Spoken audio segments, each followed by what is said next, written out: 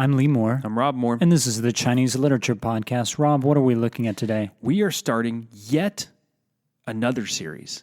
We've had a series of series. We have had a series of series. We're sort of on a kick. But this one is on... you and I don't have many shared favorites in Chinese, or anything else. I was about to say Chinese literature, but anything, really. Yeah. But Pu Songling is one of our shared favorites. That's absolutely right. We've talked a little bit before about some Pu Songling stories. This one, well, they're all weird. Like He's a weird writer in every sense of the word. Which I think is why we both weirdly like him. We're both weird, so, why not? This is basically realism in our world. Pu Songling is an author who's writing. He is born before the fall of the Ming. He's writing after the rise of the Qing. His stories are published in a giant compendium called The Strange Tales from Liaojia Studios, sometimes translated as Strange Tales from Make-Do Studios. Oftentimes they're just called Liaojia. Or Strange Tales, yeah. Strange Tales, yeah. He's drawing off of this very ancient tradition of strange tales that comes from almost 2,000 years ago. I mean, these are there are Chuanqi and the Tang Dynasty, and even before that, there are Zhiguai. We can talk about some of those kinds of strange tales, and those are oftentimes those two words that I use don't mean anything other than weird tales of the weird. Yeah. And we can talk about those things in other podcasts, but Pu Songling is taking those genres of strange tales, and he pretty much takes them to the height of popularity. Even today, like if you go anywhere in China, Pu Songling is beloved. Yeah, he's one of those writers that everyone sort of likes. And one of the things that's interesting about him is he's writing these very, very, I don't know, I keep using the word weird. I wish I had a better adjective, but there's simply no way to guess what's about to happen in one of his stories. But he's writing it in very, very good classical Chinese. This is not written in vernacular Chinese. In fact, he's very hard to read if you're not already familiar with the way this language works. Whereas a lot of the Huabun sort of vernacular short stories, we've talked a lot about those, you can usually read those pretty well if you don't read classical Chinese very well. But with Pu Songling, no, you're doomed if you don't already read classical Chinese. Well, you're doomed in that you can't read the original Pu Songling, but so many TV shows, films, plays, operas, literary adaptations have been made of Pu Songling that really you could fill a library with the adaptations. Yeah. I think there's maybe 4 or 5 different movies of Painted Skin, one of his most famous stories. Yeah. Which is a weird, creepy one. I can't say weird. It's weird. It's weird creepy for Pu Songling. Yeah, it's weird even for him. We're going to be talking about a story today called Lian Xiang. Why don't you give us a breakdown of the story insofar as a short breakdown as possible? So just really quickly, I mentioned that there are lots of literary predecessors to Pu Songling. 2 of the most important kind of veins in the different kinds of strange tales you could get in Chinese literature are stories about foxes and that are women that come and seduce scholars who are just kind of like hanging out in abandoned buildings. And there are stories about ghosts who are women who come and seduce scholars who are hanging out in abandoned buildings. Are you starting to see a theme? I am. So this is actually an interesting story because it's a story about a fox and a ghost who at the same time seduce a scholar who's hanging out in an abandoned building. Exactly. And then they become bestest friends. Besties, yeah. Even after they like kind of die and come back to life. It's a very weird thing. Do you want to discuss the plot a little, Rob? Plot. So one of the reasons it's hard to recount plots in Pu Songling is because if you get a story that's more than about a page, there's so many twists and turns that you just anyway. There's a scholar named Song whose friends taunt him because he lives by himself. They're like, aha, you're by yourself. Some fox or ghost is going to show up and seduce you. And he's like, yeah, that wouldn't happen. Except it does happen. This beautiful, stunningly beautiful woman comes to the door. And as so often happens in Pu Songling, she says, hi, let's go to bed. And he's like, sure, let's do it. That's kind of how it happens, right? And Rob, were we talking about last week? Oh, no, we're not supposed to talk about that on the podcast. Not about the foxes.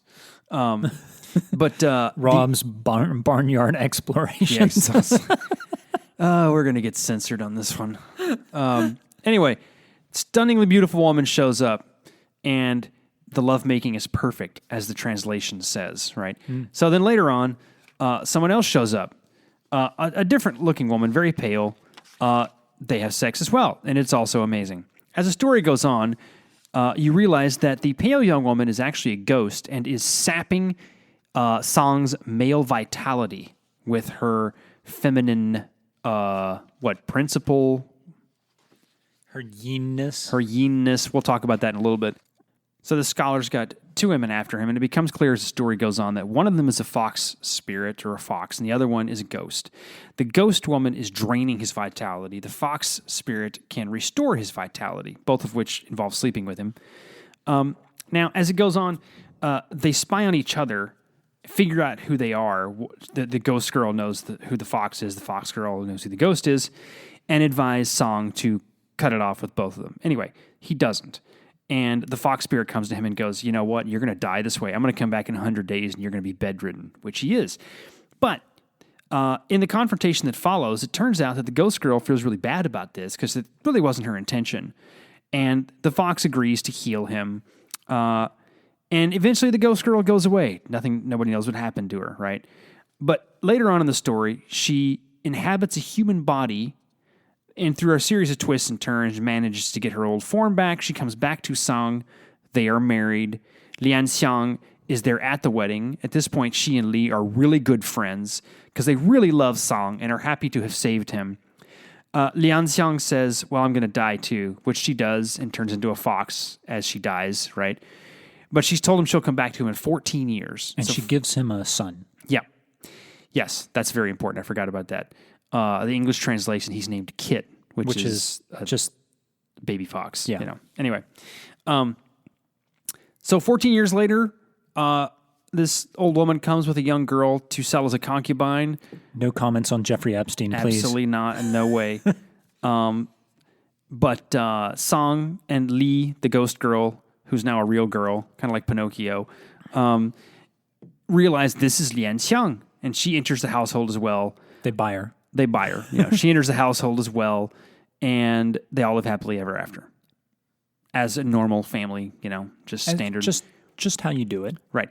But, as coming out of this, one of the things that I find utterly fascinating about Pu Songling is the number of stories that involve fantastic spirits who want totally normal things, right? Not conquering the world or erasing some evil, just like, Love life. Just love life. And sitting and knitting at night with the husband, in the other room. And that's what makes Pu Songling so fantastic, is that he's not only taking all of these old ghost stories that he is kind of recycling himself, but he's both kicking it up a notch and kicking it down a notch. He's kicking it up a notch by just taking things exactly where you don't expect them to go. But whereas before they went where you would expect them to go, which is to some crazy place, oftentimes in Pu Songling, not always, but oftentimes in Pu Songling, it's just like, I just really want to be a mom.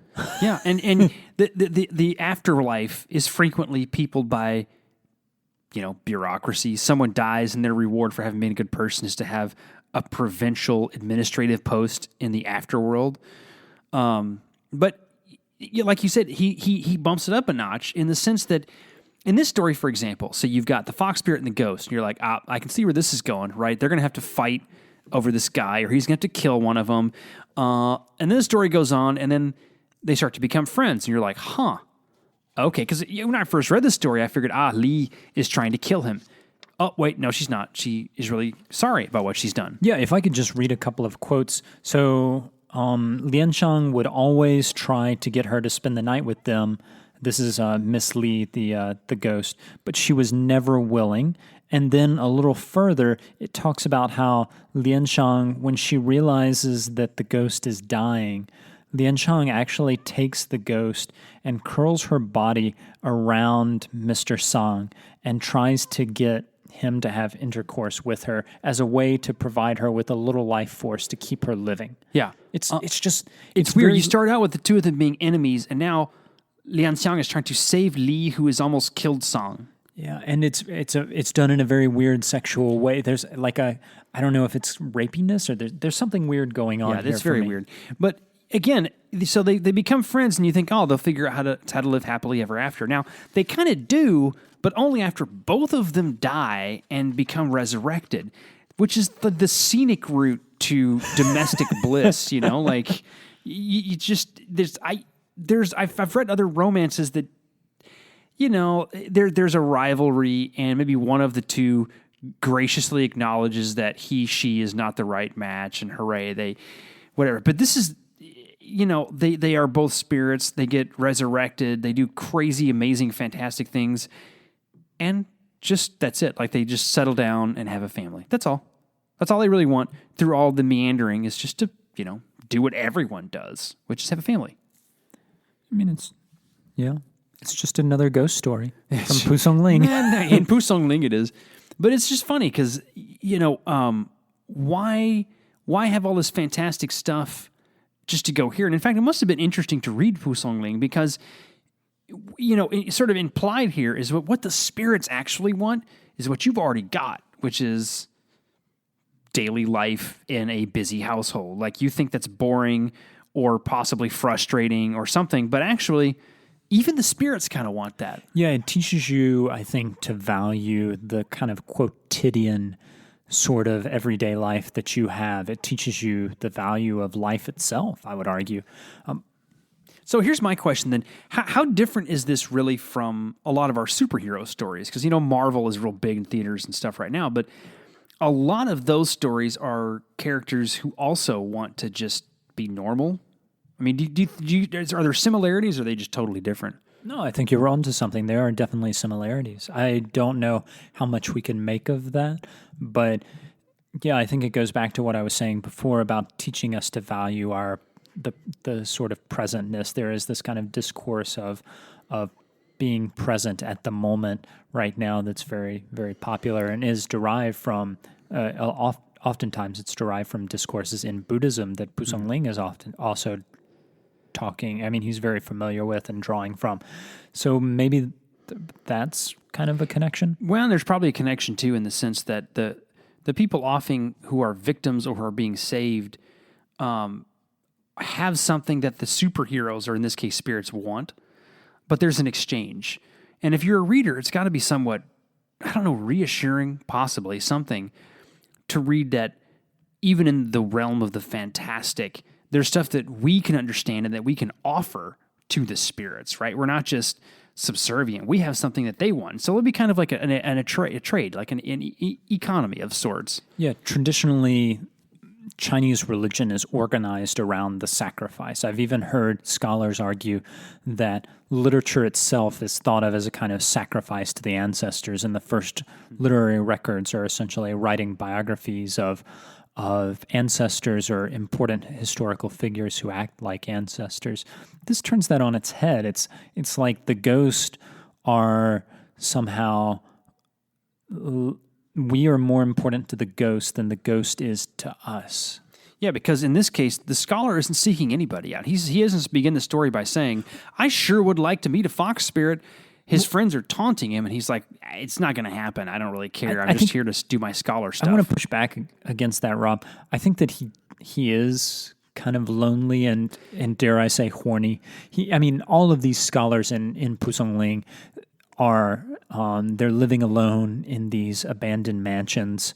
It's assumed that they are kind of wanting to get some.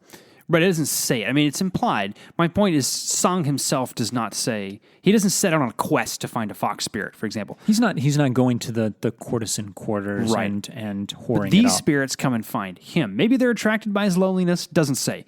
But it's a peculiar thing that the spirits are seeking him out. What does he have to offer? He's this lonely scholar all by himself.